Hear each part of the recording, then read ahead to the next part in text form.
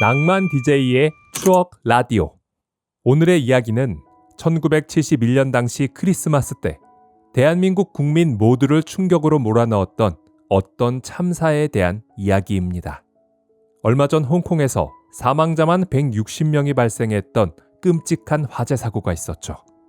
4,600여 명이 거주하는 31층짜리 고층 아파트 단지가 시뻘건 불길에 휩싸여 40시간 동안 밤낮으로 타오르던 그 모습은 홍콩 시민뿐 아니라 전 세계 사람들을 충격에 빠뜨렸었는데요. 꺼지지 않는 거대한 불길과 늘어가는 사상자 숫자는 지켜보는 홍콩 시민들에게 무력감과 절망감 그리고 트라우마까지 안겨주었죠. 이같이 대도심 한복판에서 일어나는 대형 화재 사고는 언제나 도시 전체 혹은 나라 전체에 큰 충격을 안겨주곤 하는데요. 1971년 서울에서도 이와 비슷한 대한민국 전체를 충격에 빠뜨렸던 거대한 화재 사고가 있었죠. 바로 대연각 호텔 화재 사고입니다. 1969년 8월 25일 초고층 건물이 전혀 없었던 서울 한복판에 높이 82m, 지하 2층부터 지상 21층까지 222개의 객실과 8대의 엘리베이터를 갖추고 국가적인 행사를 치를 수 있는 연회장과 회의장까지 갖춘 당시 돈으로 약 17억 8천만 원을 들여 만든 대한민국 최초의 현대식 호텔 대연각 호텔이 드디어 모습을 드러낸 날이었죠. 신라호텔이나 힐튼 호텔 등이 없었던 시절, 마치 타이타닉호처럼 온갖 찬사와 함께 서울 시민들의 자랑거리가 되었던 이 호텔은 당시 서울의 제일 핫플레이스였던 명동에 자리를 잡고 나이트클럽과 결혼식장을 이용하는 한국인들, 한국을 방문한 외국인들로 북적거렸던 대한민국 최고의 호텔이었습니다. 60년대에는 보기 힘들었던 TV까지 방에 설치할 만큼 돈을 많이 들인 최고급 호텔이었기에 이용객들이나 직원들이나 당연히 안전에 관해서는 조금의 의심도 하지 않았죠. 진짜 타이타닉호처럼요. 그렇게 시간이 지나 1971년 12월 25일 아침, 설레는 크리스마스 분위기가 가득한 명동거리의 대연각 호텔에서 갑자기 시꺼먼 연기가 솟아오르기 시작했습니다. 화재의 발생지는 1층 커피숍. 마침 그날 가져왔던 예비용 프로판 가스통이 제조 후 3년이 넘도록 단 한 번의 안전 점검도 하지 않은 시한폭탄이었는데 하필 그날 폭발해버린 것이었죠. 1층에서 시작된 불길은 시작과 동시에 계단과 엘리베이터를 막아버렸고 약 1000도가 넘는 내부 온도와 가득 찬 시꺼먼 연기는 잠에서 깬 지 얼마 안 된 투숙객들을 패닉 상태에 빠뜨리기 충분했습니다. 단 1시간 30분 만에 그 거대한 대연각 호텔 전체가 화염에 휩싸여 버렸죠. 하지만 다행히 명동 한복판이었기에 화재 진압은 신속하게 시작되었습니다. 소방관 528명, 의용 소방대원 113명, 경찰 750명, 구청 직원 400명, 군인 115명, 의료원 30명, 거기다 주한미군의 미8군 소방대까지 화재 진압에 동원되었죠. 수많은 사람들의 노력 끝에 불길은 7시간 만에 모두 꺼졌고 당시 호텔 안에 있었던 300여 명 중에서 무려 110여 명의 생존자들이 구조될 수 있었습니다. 하지만 그 과정 속에서 서울 시민들은 아주 충격적인 모습들을 실시간으로 봐야만 했죠. 가장 충격적이었던 것은 침대 매트리스를 안고 뛰어내린 사람들이었습니다. 이 침대 그 매트리스를 이렇게 묶어가지고 그렇게 떨어지는 사람, 잘 떨어지면 좋은데 그렇게 떨어지진 않아요. 한번 더 그냥 막 떨어졌어요. 그냥. 그런데 그 옆으로 그 막 떨어진 사람들이 이 머리가 먼저 떨어지니까 이 공 마냥 한번 그냥 푹 해가지고 그 우리 사다리 차로다 내 몸으로다 그냥 다 튀어가지고 참 뭐 그냥 이렇게 닦고서 또 하고 눈을 닦고서 또 그렇게 했습니다. 당시 대한민국에는 최대 높이 7층밖에 안 되는 사다리 차량만 있었고 소방 헬기조차 없었기에 고층 건물의 사람들을 구조할 수도 고층 건물에 불을 끌 수도 없는 상황이었죠. 때문에 8층 이상에 있던 사람들은 꼼짝없이 죽음만을 기다려야 하는 상황이었고 이에 적지 않은 사람들이 최후의 수단을 선택해야만 했습니다. 물론 그들 중에는 8층에서 뛰어내렸지만 발목만 다친 사람도 있었고 생존한 사람들도 있었지만 대부분은 매트리스를 놓치면서 머리에 큰 부상을 입고 사망한 사람들이 많았습니다. 당시 현장은 구경하는 사람들과 구조대원들 사이로 건물 잔해와 추락사한 사람들의 흔적들이 뒤엉켜 정말 지옥 같은 현장이었다고 하죠. 이런 답도 없는 상황에서 생존자를 구하러 온 군용 헬기들도 있었습니다. 헬기 착륙장도 없고 구조 장비도 없었던 상황에서 이 군용 헬기들은 훈련 때 사용하는 로프만을 이용해 옥상에 고립된 생존자들을 옆 건물 옥상으로 옮기기 시작했는데요. 이제 막 종업원으로 보이는 빨간 세타의 청년 두 사람이 헬리콥터가 뒤에 던진 로프를 잡았습니다. 와!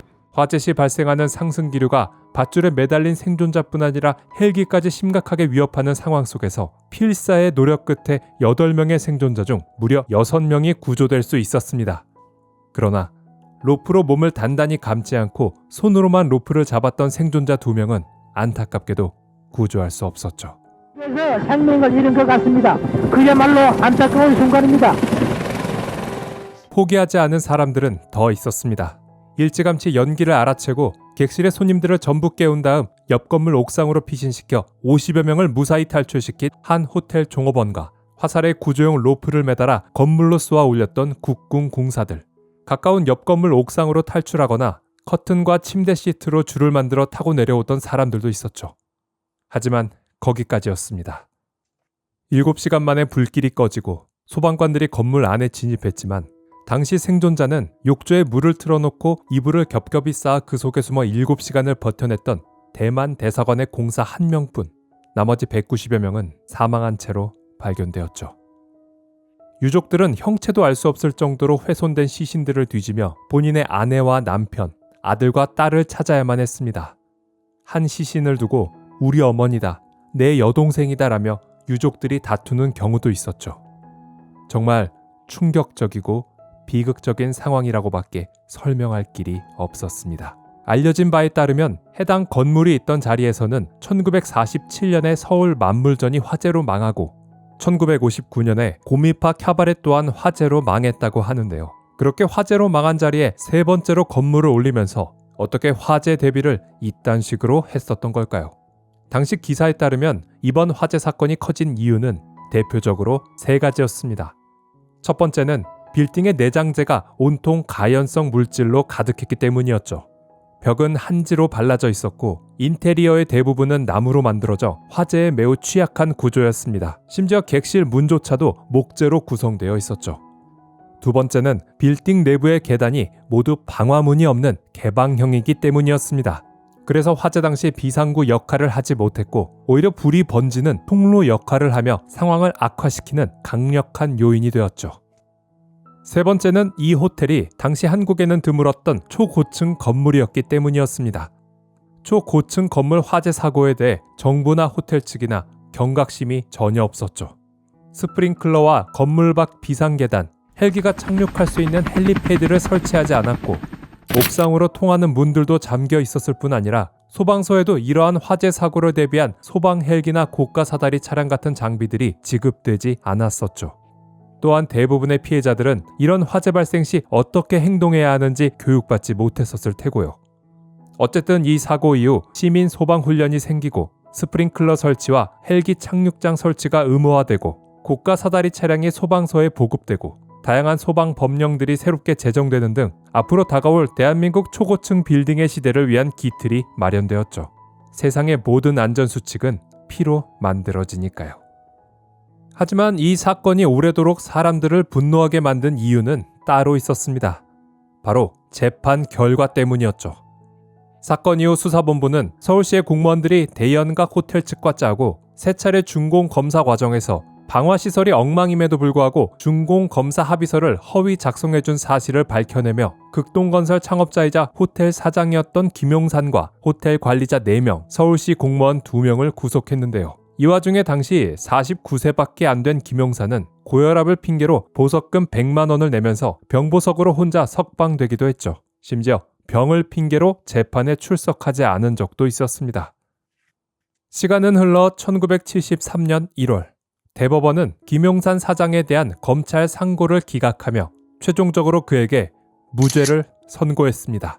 판사는 판결문에서 대연각 호텔 사장인 김 피고인은 소방법 규정에 따라 방화 관리자를 뽑아 당국에 신고했으므로 화재의 과실 책임을 물을 수 없으며 비록 호텔이 건축 관계 법령상의 저촉점이 있다 해도 대표이사에게 그 실화 책임을 물을 수는 없는 것이다 라며 무죄 이유를 밝혔는데요. 웃긴 건 나머지 호텔 관리자 4명은 금고 1년 6개월로 교도소를 갔다는 점입니다. 나머지 서울시 공무원들도 다시 서울형사지법으로 이송됐죠. 뭐 요즘도 재판만 열리면 판사들에 대한 분노가 가득한데 그때라고 달랐을까요? 유야무야 넘어가 버린 이 사고는 많은 유족과 시민들에게 결국 사장 면죄 사건으로 결론이 났고 때문에 2025년 현재까지도 책임자는 사라지고 말단만 처벌되는 그 구조가 한국 사회에 끝없이 반복되고 있습니다. 1971년 당시 소방법에도 의무사항이었던 방화문 설치를 단순한 호텔 사장이 아니라 무려 건설회사의 회장직을 맡고 있었던 김용산 사장이 정말 몰랐을까요? 무려 서울시청의 공무원과 허위 문서를 작성해야 하는 범죄를 어떻게 회장님 허락 없이 진행할 수 있었겠습니까? 눈 가리고 아웅이었죠. 그러나 유족들의 원망이 하늘에 닿았던 걸까요? 운 좋게 대연각 호텔 화재 사고를 피해갔던 김용산 사장의 말년은 그다지 행복하지 못했습니다. 김용산 사장의 전부였던 극동건설이 1998년 IMF 외환위기 이후 론스타에 매각되면서 그는 경영권을 모두 뺏겨버렸고 이후 허위 재무제표 작성, 대출 사기, 계열사 부당 지원 혐의로 검찰에 기소되어 4년형을 확정받게 됐죠. 물론 곧바로 8.15 사면을 받았기에 교도소에 있던 시간은 짧았으나 그는 출소 후 1년 만에 숙환으로 세상을 떠나게 되었습니다. 여러분의 생각은 어떠신가요? 이것을 인과응보였다고 말할 수 있을까요? 시청해주셔서 진심으로 감사합니다. 지금까지 낭만 DJ였습니다.